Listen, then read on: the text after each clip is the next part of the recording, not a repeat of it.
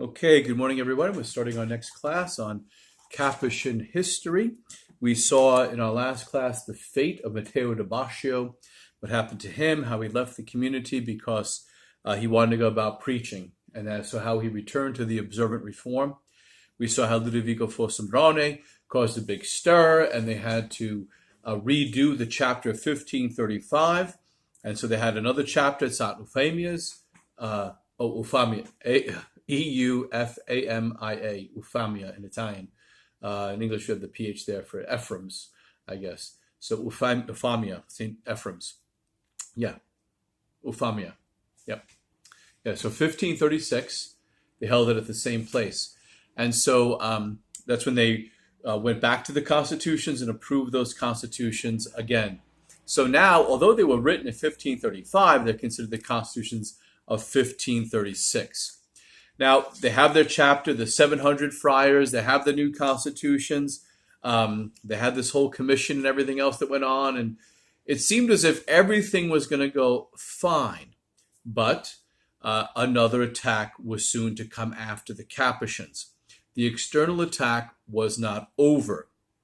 Remember we talked about Bernadine of Ochino, how Bernadine of Ochino was from Venice, and how he worked with Pusotti with those elections, and they weren't too sure, those who knew him, if he joined the Capuchins because he had a real conversion, or if he joined the Capuchins because he was going to get found out of being one of Pisotti's guys. We also mentioned he was a great preacher. People flocked to hear him. He was this phenomenal personality. He was a great spiritual leader and so forth. So it was kind of a big thing when he joined the Capuchins. Everyone was excited to have him. And I would guess that most people didn't know the inner politics. It wasn't like they can go on a blog or to go to some sort of website to find out what he was really up to. So most people probably didn't know what he was doing, and if they did, it was probably just rumors. And you don't want to really listen to rumors when you're judging somebody. So Bernardino of Ochino, in that time frame there, 1535, he went and he preached. 36, I'm sorry. He preached a Lenten discourse in Naples. And he was suspected of Lutheranism. Okay, so he was preaching had a little taint of Lutheranism. And this was used and viewed as slander. So people were kind of using it to slander the Capuchins, and people were seeing it basically, they're just trying to slander the Capuchins, So the observance said the Capuchins severed themselves from the order in order to preach heresy. And so the observants were using this as a means of actually attacking the Capuchins. So Bernadine of Asti, who was the vicar general, he had enough and told Quinones that it either stops or he's going to the Pope. And so he was tired of these attacks. And so Quinones quieted the observants and told them to stop, leave them alone, and stop these attacks. Now, we talked about Victoria of Colonna. She was like Catherine of Cibo, a great mother to the Reform, a protectress of the Reform. And so she once again got involved in the fight. And so she wrote a letter to the concerned cardinals appealing them to move with more decisive action in regards to the observance, to back them off and tell them to stop it and leave the Capuchins alone. So in the letter, she listed 6 charges that were being leveled against the Capuchins. So these are the 6 things that she noted were that the observance was saying about the Capuchins. First, that they were Lutherans because they preached the liberty of the spirit. Second, they subject themselves to the local bishop. Third, they lacked the approbation of the Holy See. Fourth, they refused obedience to the Minister General of the observance. And fifth, they wore a different habit than that of their body of friars. And then finally, they received observance into their community. These are the 6 things that the observants were saying about them. So let's go again. That they were Lutherans because they preached the liberty of the spirit. Secondly, they subjected themselves to the local bishop, which is really odd that the observants were upset about that, considering Francis mentions that in the rule. Third, they lacked approbation by the Holy See. In other words, they didn't have approval by the Pope. Fourth, they refused obedience to the observant general, which they transferred to the conventual general. They don't owe any obedience to the observant general. Fifth, they wore a different habit than that of the body of friars. Okay. And sixth, they received observance into their community. So those are the 6 things that she said that the observants were making us think about. So she refuted each of these points in one of her letters. And so I'm going to read to you a little bit about her from her letter. You'll see how we have these strong women in the church. Okay. So here's what she said. If to preach the liberty of the Spirit be heresy, she wrote, then was St. Francis himself a heretic? For it was he who taught his disciples to observe the Holy Gospel, which repeatedly tells us that it is the Spirit which quicketh. But once he had only to look at these friars' lives to observe their humility and obedience, their poverty and charity, and their ungrudging labors in order to know them. As to their subjection to the bishops, it is not this ordinance in accord with the mind of St. Francis, who in his own day would have his friars observe it? And is it not well known how in every city the diocese scandals and dissensions arise daily because the religious do not obey the prelates? Then it is said that the Capuchins have no written approbation from the Holy See. Have they not the bull of Clement VII and other letters, including the recent letter of the present pontiff confirming the election of the present vicar general? But beside these, they have the miraculous writings of their own fervent deeds and the bull of the wounds of Christ and the brief of the stigmata of St. Francis in their souls, confirmed by the daily benedictions they receive from his present holiness. They accept, too, all those declarations which oblige them to the strict observance of their rule. But those which relax the rule, they have renounced and still renounce. So you see here that she was pretty strong. She knew the situation. She knew the fight. And she understood the Franciscan charism very, very well. And she came to the defense of the Capuchins very strongly, which did help to calm things down a bit. Eventually, there came another papal bull in 1537 on January 4th by Pope Paul III. The papal bull's name is Regimini Universalis. Regimini, R-E-G-I-N-I. I'm sorry, R-E-G-I-M-I-N-I. Regimini Universalis by Pope Paul III. So neither the observants or the Capuchins could transfer one to the other without the permission of their prospective superiors. So that was the first part of this. So you couldn't transfer without permission of the superiors. Second, observants who want a stricter life should go to the friary where they can. They can't change the shape of their habit, and the places must be provided by the next general chapter. So again, this papal brief was telling the observants to get your act together, get back to the foundations of your community, set up houses where the rule can be observed. So the original draft had 3 other clauses that did not make it into the bull, which is interesting. So these are the 3 other things that were not in the bull, but they wanted in the bull. That the Pope was to deprive himself of the power to grant permissions contrary to the decree, either by word of mouth or in writing. So yeah, you're not going to get the Holy Father to relinquish his authority over himself, right? So secondly, the decree remains binding until questions have been considered either in the next general chapter or one shortly after. And third, until the next general chapter, the Capuchins were to remain in the state they now are, and they were not allowed to cross the Alps. That becomes important. That was never made into the document, this particular document, but it does become very, very crucially important for the life of the Capuchins, that not crossing the Alps. We're going to see that again. And that directive will become part of another bull that will actually help the Capuchins in the end. It was meant to hurt them, but in the end, it'll be one of the greatest things that ever happened to them. So there was a papal bull that happened the next day. So they had one on the 4th and then on the 5th. This one is Dudum Sequendum. Dudum, D-U-D-U-M. Dudum Sequendum. S-I-Q-U-I-D-E-M. Yeah, S-I-Q-U-I-D-E-M. Sequendum. By Pope Paul III, January 5th, 1537. So the next day. So in this one, this new one comes out, and the Capuchins are forbidden to establish houses on the other side of the Alps. They have to stay in Italy. What was that about? Well, they didn't want the reform spreading outside of Italy, right? Because they were afraid, particularly the Spanish Capuchins. You had Peter Alcantara over there. They didn't want this to become some sort of big thing, so they forced them and shoved them into the boot of Italy. Now, like I said, this was a great gift to the Capuchins, because what happens? What happens is they start to incubate.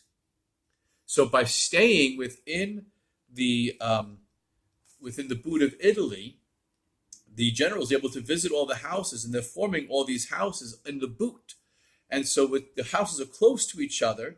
And so in the boot of Italy, what's happening, you have all these friars living in this one area, and they're able to maintain the reform, to cook it, in order to bake it well so it stays strong. Now, when the days come when they can cross the Alps, they'll explode across the Alps. But right now, this becomes an incubation period that will go on for about 40 years. And thanks be to God. It's one of the greatest gifts that happened to the Capuchins. It was done in spite. It was done with vengeance and with jealousy. But it turned out to be truly the hand of God for the Capuchins and their reform. Okay? So it went on. Decisions by council, chapters and councils. So the Church Council of Mantua was postponed until May of 1537. The general chapter. The observant general chapter was also postponed. The Council of Mantua was postponed. The general chapter was postponed. And this left the Capuchins up in the air about transfers and crossing the Alps.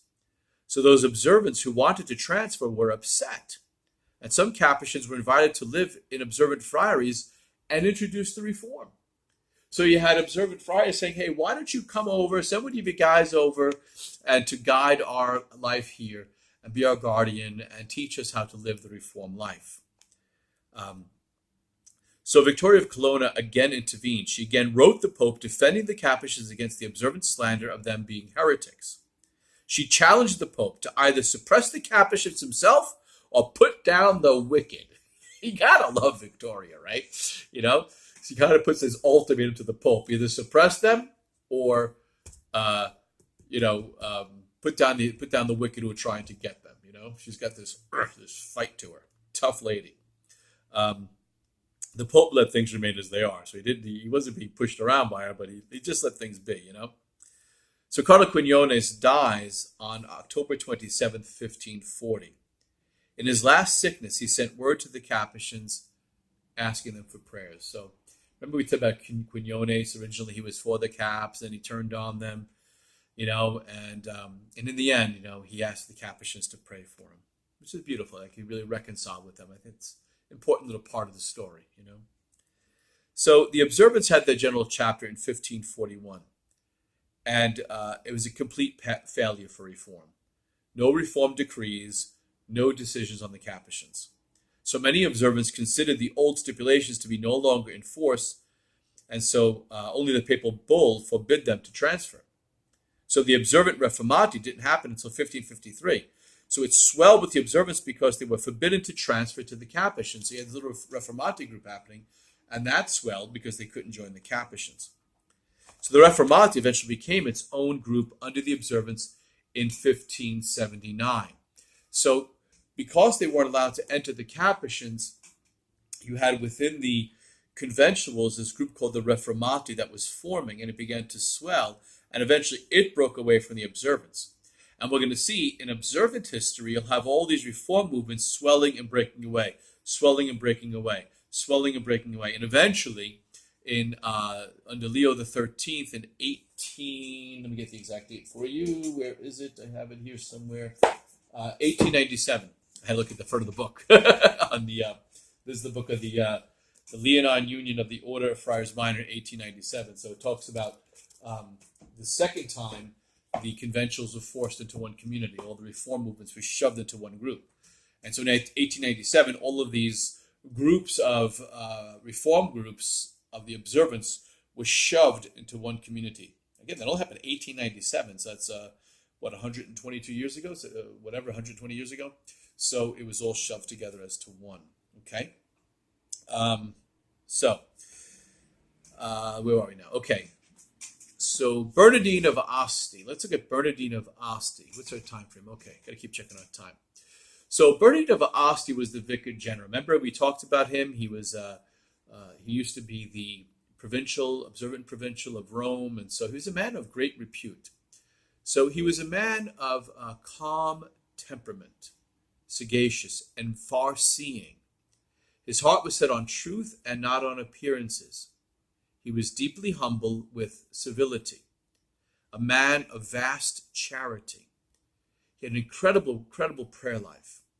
He spent hours in daily prayer, 6 to 16 hours a day pondering scripture. Later in life, as he got older, he would spend up to 16 hours a day reflecting upon scripture. Great holy man. One book I haven't mentioned is The Capuchin Reform of Franciscan Renaissance. Fantastic book. It's kind of the foundation book for the Capuchin Chronicle I have back here somewhere. But it really talks a lot about Bernadine of Asti. And he's very strong about prayer. He's very serious about the fact that one of the reasons why St. Francis left the rule so free was that the brothers could give themselves over to prayer. He really saw prayer and poverty as two pillars of the Capuchin reform, or two pillars of the life of St. Francis, was prayer and poverty. So the brethren, they loved him with a reverential love, and they felt they could count on him. He was of calm strength, and he kept the brothers strong during Ludovico's departure. He was unwavering in his conviction, the righteousness of the Capuchin reform, and he rallied the brothers to save the order from destruction on several occasions. He had this very calming effect on the brothers. He just knew how to bolster them up in strength. Very motherly in that way, very motherly. And he was of exceptional virtue. He's a servant of God. He'll never be canonized. The Capuchins can keep up their boast that they weren't founded by any saints, but he really should be canonized. He visited every friary on foot. So he would travel to every friary, seeking out the brothers to talk with them, spend time, listen to them, and then he would travel on foot. So he gave this beautiful witness of that. Let me just describe to you from Cuthbert here a little bit about Bernadine of Asti. Bernardino's first act on arriving at a friary was to visit the church, and there pray for the brethren of the place. He would allow no special provisions to be made for him as to either food or accommodation, but shared the food and lodging of the community, making himself in every way one of them as the humblest among them. Nor did he order this or that to be done as though he were the master, but his orders were given as admonitions of a brotherly love, as a fellow disciple, voicing the conscience of all.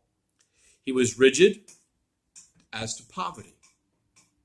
It was said, but large in charity. A saying of his was treasured.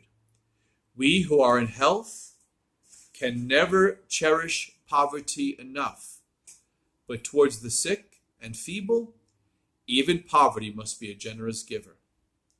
But rigid as he was, he would have yet have a reasonable mean, never more than is needed, never less than is sufficient. Of his love of poverty, this is recorded. On his visit to the brethren of the Santa Lea in the March of Ancona, he found the friary of larger dimensions and built more solidly than was the rule of the Capuchins. He learned that the townspeople of the place who built the house insisted on thus building it. Bernardino could not approve. Yet, as it belonged to the townspeople, he could not destroy it. But he prayed to the Lord to deal with it as he will. Shortly afterwards, it was damaged in a great storm, and the friars had to desert it. So, little tidbit there that kind of remember that when Francis went to Bologna and St. Francis saw this great friary and had the brothers leave. Bernardino had kind of that situation where he got to this friary. It was larger and better than all the other friaries, and the townspeople owned it, so he couldn't order it destroyed, and he kind of felt bad telling the friars to leave because people didn't have devotion. Well, he just left it to the Lord to take care of it. In a great storm, the friary was so damaged, the friars had to leave it. But you see his incredible gentle nature, where he talks about the sick, the charity that he had. He was very strong on poverty, very strong on penance. But when it came to the sick and the feeble, he said, even poverty has to be a generous giver. Okay? So he encouraged the friars to live the pure and strict observance of the rule. And after the Messa Ludovico Fossombrone, Asti established regular discipline. So he made sure that each friary lived the rule the same. It wasn't like he transferred to one friary, it was different. When this friary was here, no, everyone had that same playing field, you know? So every friary, the life was lived. I mean, every friary has its own personality, of course, but it was a common life no matter where you went. And he formed that discipline of life so that the friars could all live the same. Okay? So we talked about his going to the chapel and so forth. He really, Bernadine of Asti deserves the title as the spiritual father of the Reform. Okay?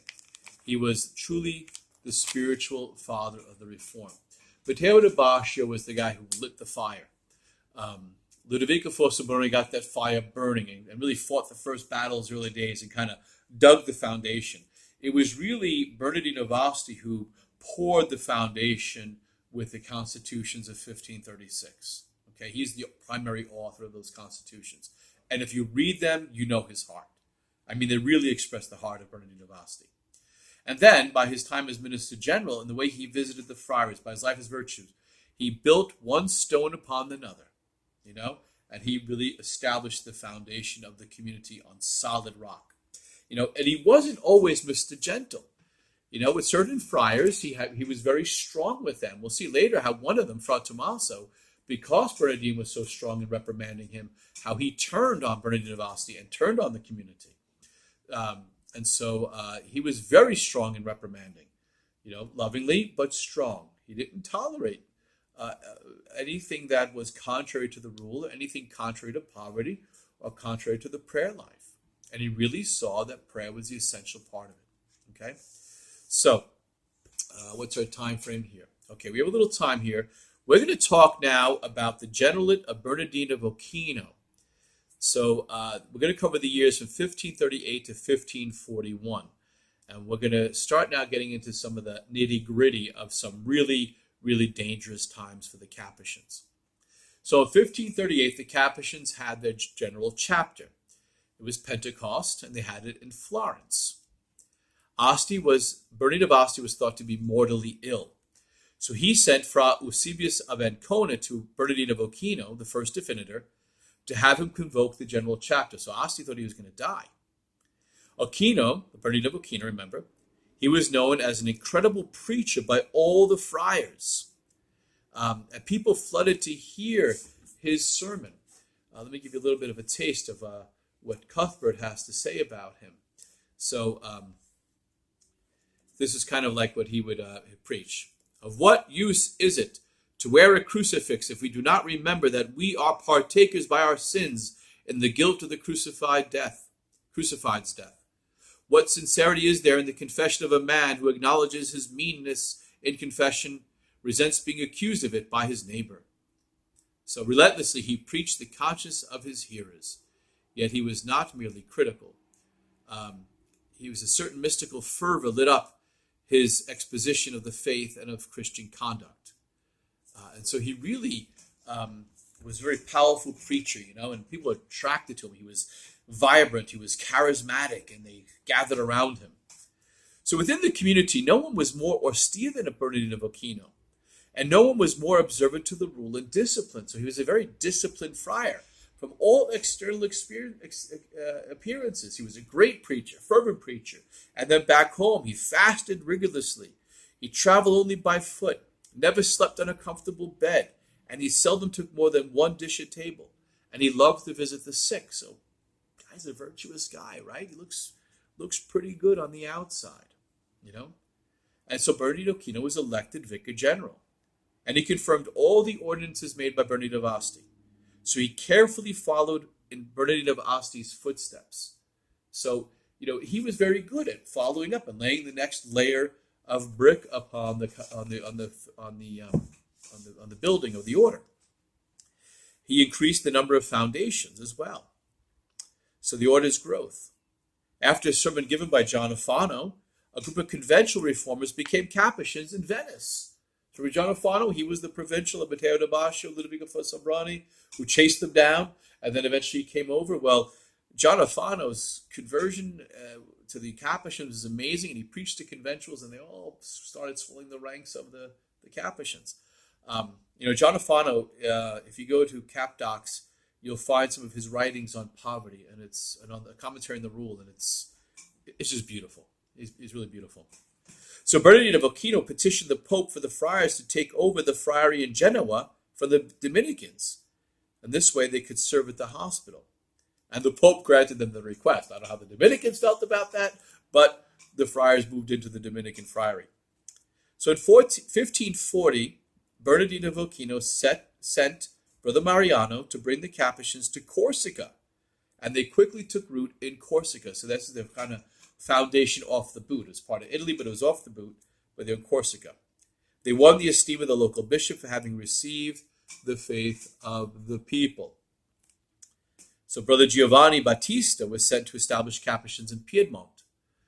Baptista was very bold and got into trouble with a French soldier. So again, another little cute story here about our friend Giovanni Battista. So let's see, it's top page 124 here on Cuthbert's first volume. About the same time, Fra Giovanni Battista of Florence was sent with companions to establish a congregation at Piedmont. Fra Giovanni Battista was a bold man.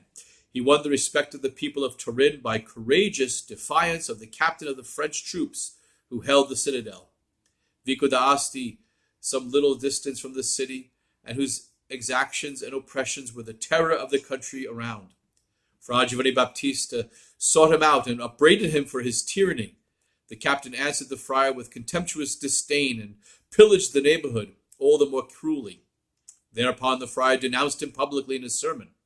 The captain retorted by demanding a public withdrawal under the threat of further reprisals.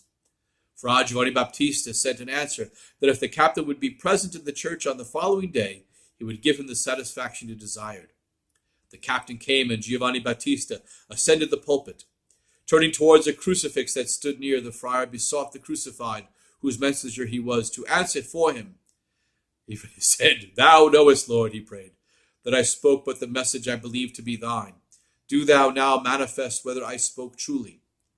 Those present believed that they saw the head of the crucifix bow in sorrowing approval of the friar.